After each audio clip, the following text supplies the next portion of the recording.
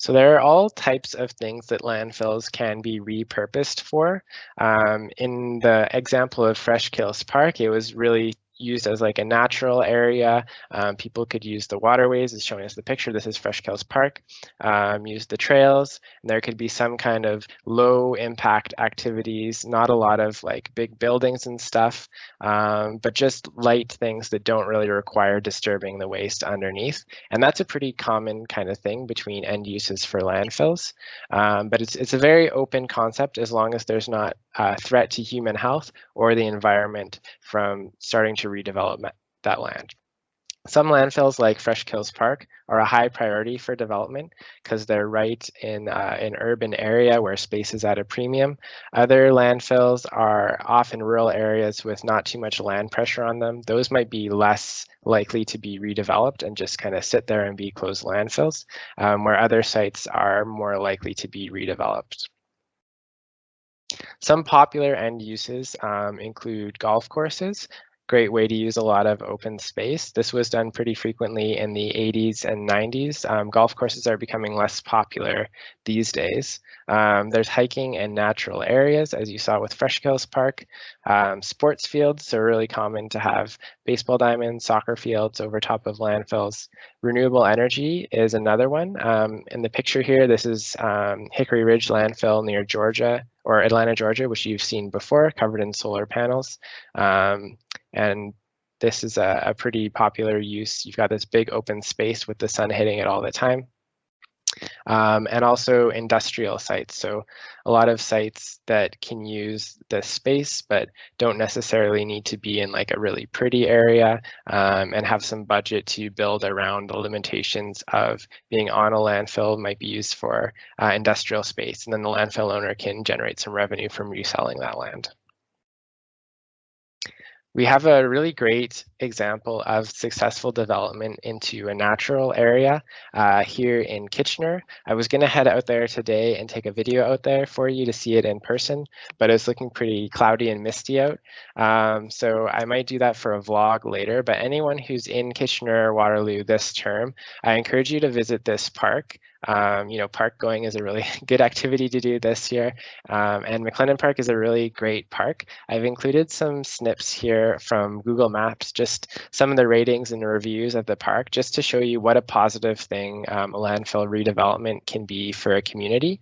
You can see in the Google Maps, there's neighborhoods all the way around the park. So historically, these neighborhoods would have been dealing with some of the environmental risks around being close to the landfill, but now that it's being redeveloped, it's really an asset for them, and they're able to enjoy this recreational space. And anytime you go there, anytime I've been there, it's always full of people. In the winter, there's tobogganing on the tobogganing hill. There's a dirt jumping park for biking, a skate park, splash pad, beach volleyball courts, walking trails, dog park. Like there's always tons and tons of people there. People really seem to like it. So much so that it's become really an icon in Kitchener. People call it Mount Trashmore.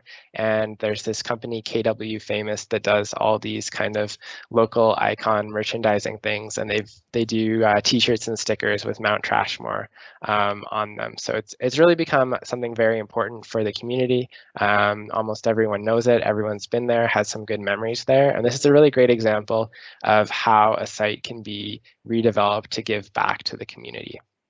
Looking at some of the kind of uses they've chosen for this site. Again, it's pretty low impact, really just adding some trails and surface infrastructure just to minimize the interaction with the landfill underneath the site.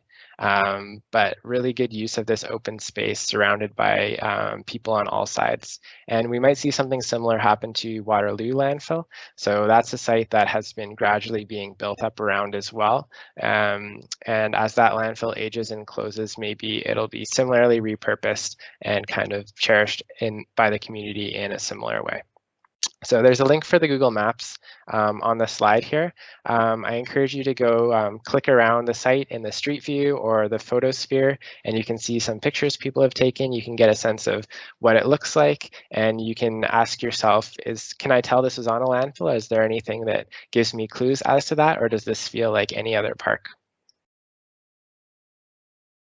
One of the things that you will notice with McLennan Park and other landfills is how they're revegetated. So if I go back here, you can see that there's a lot of trees in this corner of the park where there never was a landfill. But in this section, there's really not a lot of trees. There's a few here and there, but it's kept mostly pretty grassy, and that's a common thing because trees have deep root systems that can go into the waste and open up channels for water to get down and produce leachate, or for landfill gas to come up. So you often like to use grasses with shallow root systems to keep landfills revegetated. Native grasses are great because they're suitable to the amount of moisture that's typical for that area. So they require less watering, which can help us be less likely to add water to the landfill, which will create leachate. And if you do want to put trees in, there's some things you can do in order to protect the landfill underneath. So you might bury them inside a planter, so it looks like they're just a normal tree, but their roots are constrained inside some type of container. Or at McLennan Park, if you look at this area here, there's these raised berms where trees are planted in.